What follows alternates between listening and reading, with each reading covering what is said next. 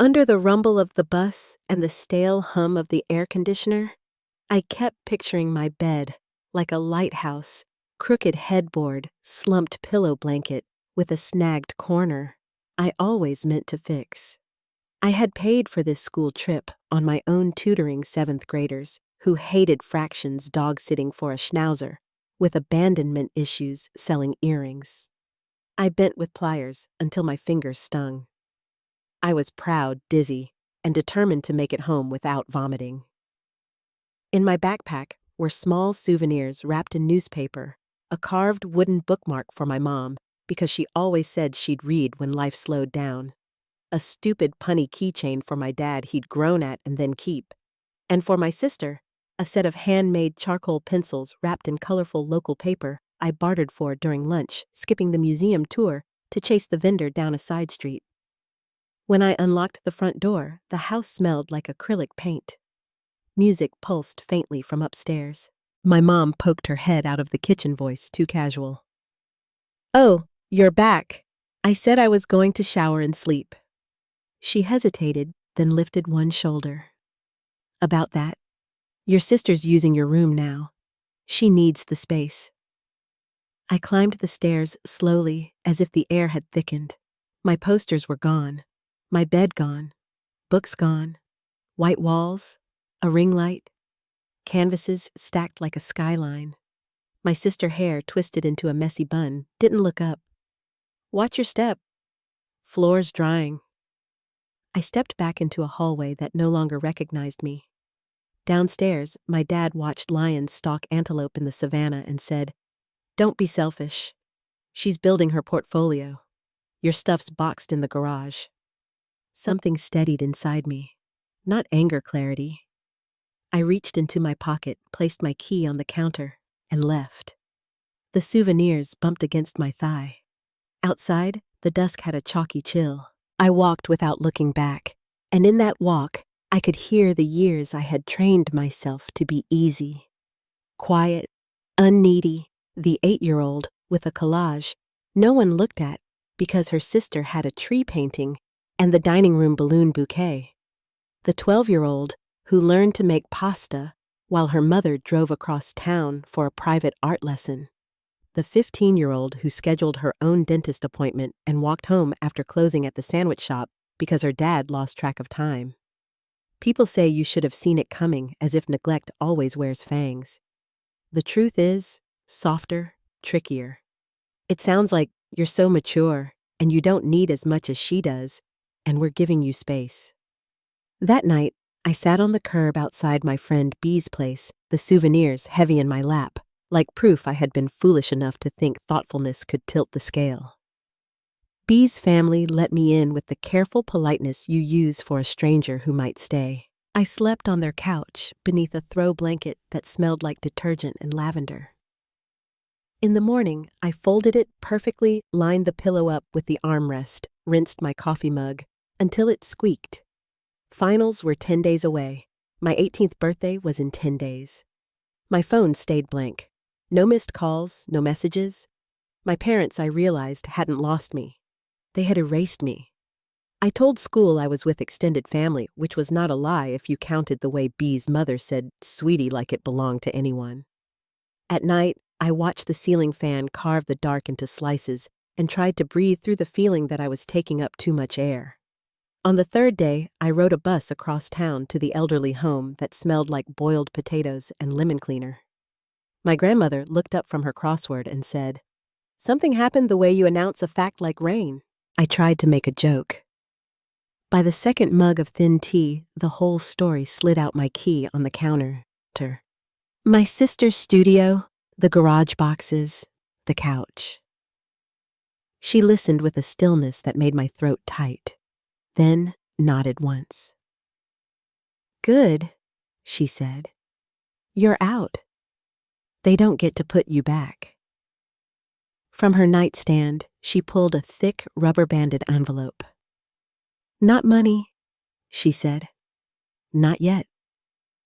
But away. Inside, account summaries, a letter to her attorney, handwritten instructions in slanted loops. At the top, she had written, I can't give you a home, but I can give you a way out. That night, I lay on B's couch and read every line like it was a map. My grandmother had spent months drawing this exit small savings tucked away a legal plan that would turn 18 into a door I could walk through. I slept for the first time in days. In the morning, I found a studio the size of a generous closet with a window that faced a brick wall and let in an obedient square of light. I signed a short-term lease with hands that shook. For 2 nights, I slept on the floor in my coat and woke each time the radiator clanked to life, and still the emptiness felt like relief. Each afternoon, I took the bus to my grandmother. We filled out forms and ate greasy noodles out of paper boxes and mocked game shows where contestants forgot the state capitals. She told me about the day she left her father's house with 1 suitcase, about the man who said her stew was fine, so she married his friend, about sneaking into the cheap seats at a club to listen to a woman in a green dress sing like grief had turned to honey. The world outside felt like winter that wouldn't commit to snow. Inside, the room felt like a promise rudely disguised as ordinary. Type, continue to receive the next part. They came on a Tuesday, 3 knocks brisk, the kind you use when you arrive with paperwork. I opened the door to find my mother in a coat she saved for church, and my father with his jaw set, arms crossed like a border. They didn't say hello. "We know what you did," my father announced. My mother tucked her chin, softening her voice. "She's confused, sweetheart. She's not capable of making those decisions." It took a second to understand who she was. "You're talking about Grandma," I said, a laugh that wasn't a laugh slipping out.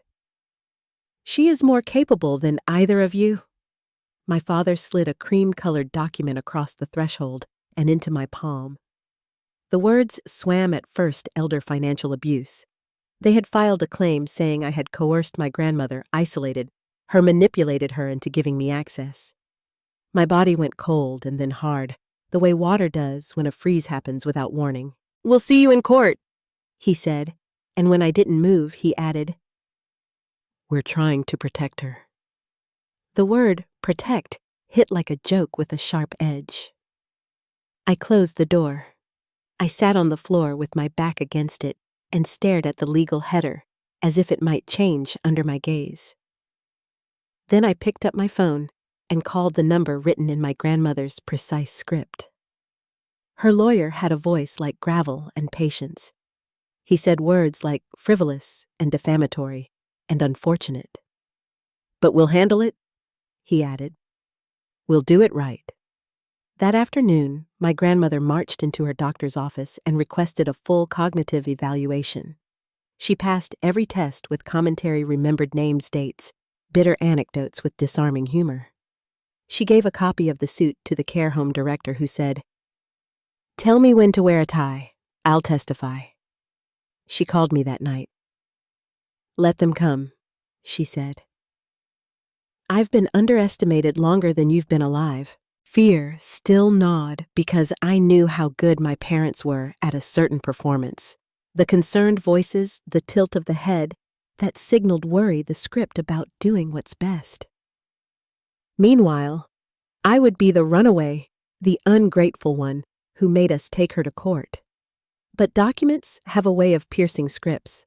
Over the next weeks, my grandmother's doctor wrote a letter with so many specifics it sounded like a portrait. Staff from the home submitted statements about bills she paid on time, meetings she ran with a pen, and a planner, jokes she made about death that were too well constructed for anyone muddled. My parents' story frayed under questions. Who isolated whom? Which visits did they make, and when?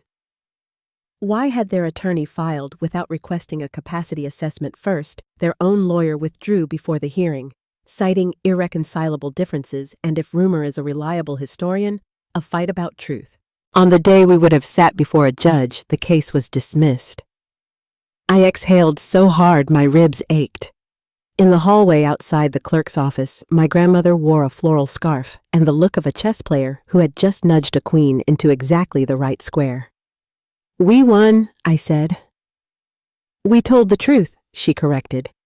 Then she had me sign one more document, a medical proxy naming me as the person who would decide for her if her mind ever did slip. They had their chance, she said. Now it's yours. I wanted to cry, but she lifted a palm. Save your tears for joy, she said, and the corner of her mouth quirked like a door on a hinge that still worked. After the dismissal, relatives called the way people call after a storm when they realize the house with the blue shutters wasn't destroyed after all. An aunt whispered that my parents had told everyone my grandmother couldn't remember her own name. We believed them, she admitted, shame creating static at the edge of her voice. I said there was no use in hating someone who chose a story that made them feel righteous. I said, we're fine. It was true in the way you can be fine, and also a little bruised by relief. In May, a letter with an official crest slid under my apartment door, acceptance to a university across the state, with tuition covered if I kept my grades clean and my shoulders squared. The world lifted 1 degree nearer spring. I showed the letter to my grandmother first. She didn't hesitate. Time to move, she said. Don't chain your future to my old age. Find me a place near you with a garden. We toured care homes until we found one with a courtyard where stubborn zinnias kept flowering and a therapy dog named Poppy who snored. I paid the difference. It felt less like money and more like mortar between bricks. The day she moved, I pushed her wheelchair down a hall that smelled like cinnamon and disinfectant, and she declared the window very sufficient for judging people and asked if the Wednesday musician was any good. She said yes to grapes, but no to the skins, and flirted with a man in a tweed cap who claimed he used to paint stage sets. I returned to my new apartment, a clean rectangle with a second-hand couch and a table too small for all my books, and sat cross-legged on a rug that had belonged to someone kinder than the price suggested. The silence was mine. I could hear my own heart like footsteps in an empty room. Continue to receive the next part. College felt like being handed a library card to a new language. I signed up for early classes and a job at the campus cafe where the espresso machine hissed like an irritated cat. I learned to carry 4 lattes at once and to study in 30-minute bursts between shifts and lectures. For the first time, the person I was in the morning matched the one I was at night. No one knew me as the quiet sibling or the easy daughter. I was a student who wrote crisp papers and a barista who could coax milk into a leaf. On Fridays, my friends and I stacked our failures like Jenga blocks on a dorm room floor and laughed when they toppled. On Saturdays, I walked to the farmer's market and bought the cheapest flowers they had because a table with flowers looks like a promise kept. On Sundays, I took the bus to my grandmother. She insisted I bring her gossip. I told her about a professor who wore mismatched socks on purpose and a classmate who pretended to speak fluent Portuguese to impress someone and got caught at a cafe when the staff answered back. She told me about how Poppy had learned to paw at her door at exactly 4 o'clock for half a biscuit, and how the Wednesday musician wasn't bad, but sang Blue Moon like it owed him money. Sometimes she grew quiet and looked past me at the garden, and I understood that even the fiercest people have afternoons when the past walks across the grass and sits down. I held her hand on those afternoons. My parents did not call. My sister sold hand-painted mugs through the craft store's website and posted captions about resilience next to photos of lemon slices. A cousin reported that my parents had stopped hosting barbecues and stopped attending them too. Their absence created a silence that was different from mine. Mine was chosen. Theirs sounded like doors closing softly in a long hallway. I wasn't angry anymore. Anger needs proximity, and I had stepped outside its radius. My grandmother's savings dwindled as all savings do when they are used for living. By the time I walked in a cap and gown and grinned at a camera that flashed too bright, I had already arranged the payments to come from my account. I signed forms without flinching. It felt like mercy returned in the currency of rent. After graduation, I moved into a studio whose windows opened onto the rear of a bakery. Every morning, the street smelled like cinnamon, which is to say, it smelled like hope. I got a job proofreading copy for a small design firm that worked with nonprofits. My boss was a woman who owned exactly 3 blazers and 5 pairs of sneakers, and the calm of someone who remembered your name on bad days. In the evenings, I cooked for friends and learned that garlic burns at the speed of distraction. I bought plants and watched them die and tried again. On Sundays, I kept my appointment with the only ritual I had ever chosen freely.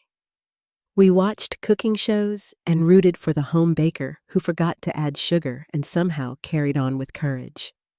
We read the paper aloud, skipping the parts that would make us sad too early in the day.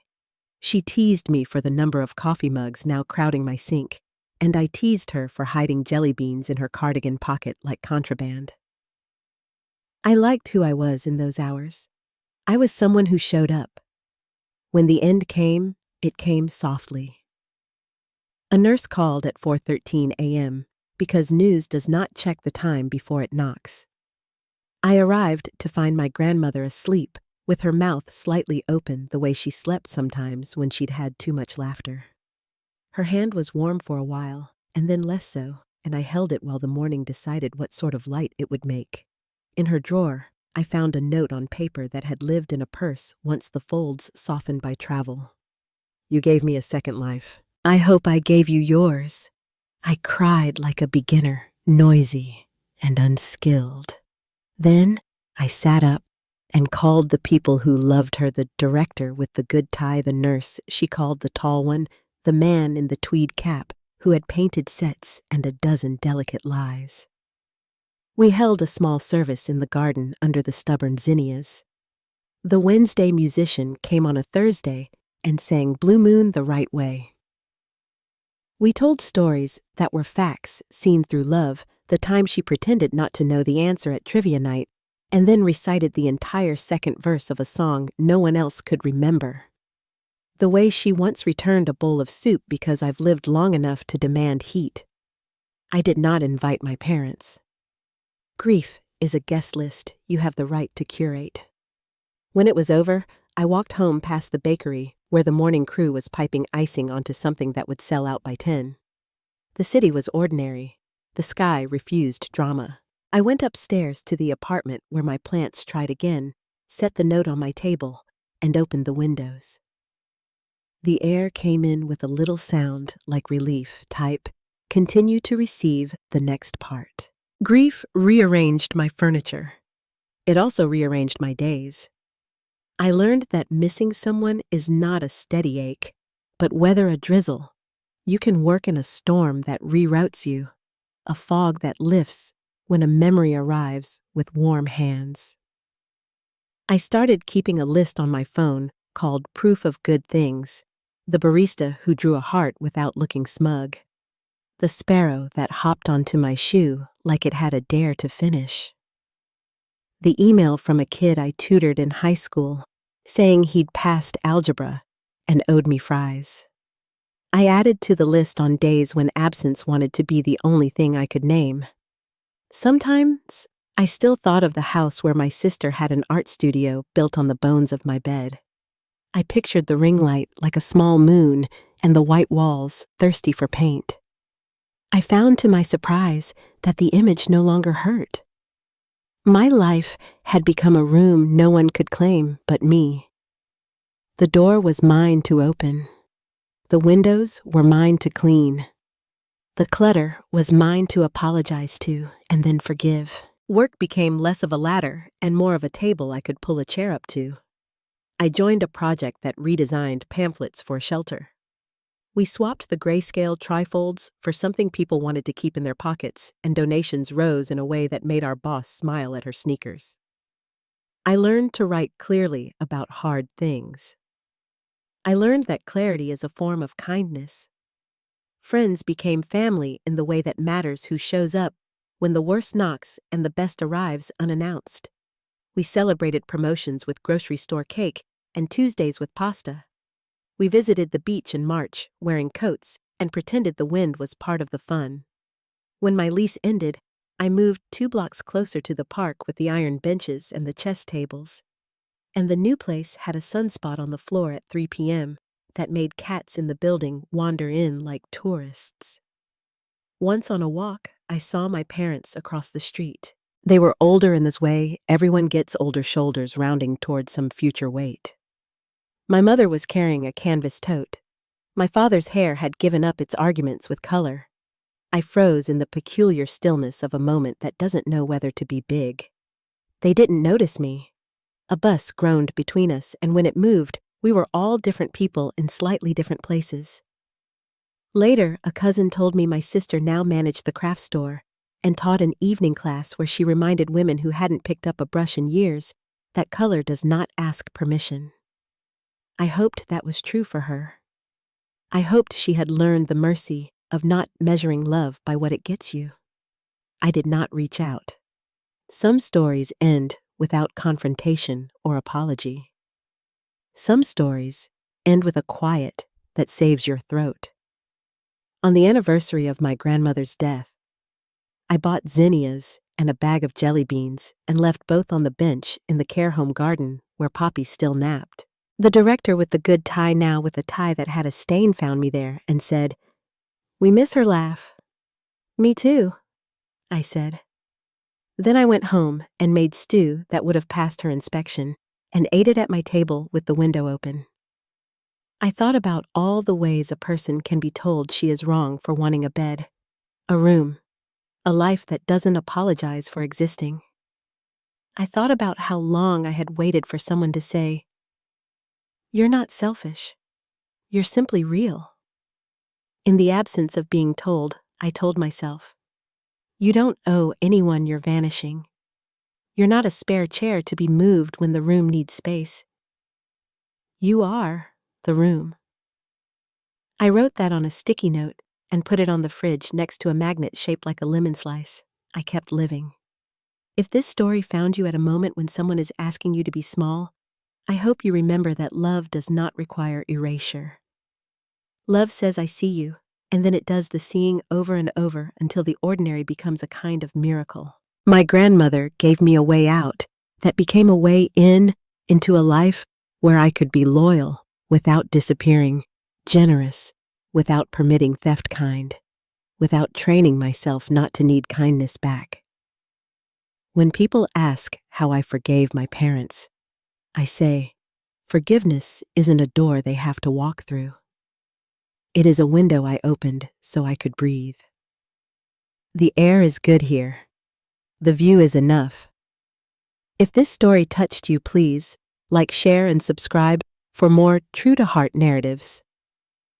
I'd love to hear your thoughts below. What part of this journey spoke to you, and what would you have done differently in my shoes? Leave a comment so we can talk about it together.